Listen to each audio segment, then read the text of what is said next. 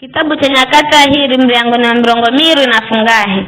Jeta mwana tawala Juda. Jeta mwera na miaka 205 wakatana kala mtawali. Na watawala kwa Jerusalemu kwa muda miaka 10 Mamewera na Ifwa Jerusha mwana wa Zadoki.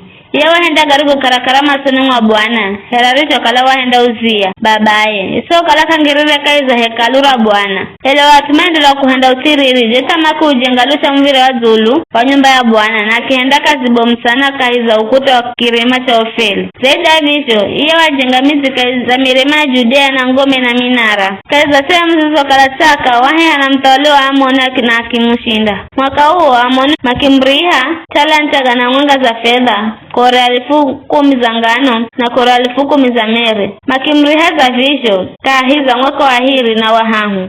Beje tamakala na nguvu au kala watu wangiraza Bwana Mlungu. Mauti mangine gajeta amu na kondeze zosi na ngiraze zosi. Gauro kaiza tuota atawali ya Juda na Israeli. Jeta mwera na miaka 205 wakatananza kutawala.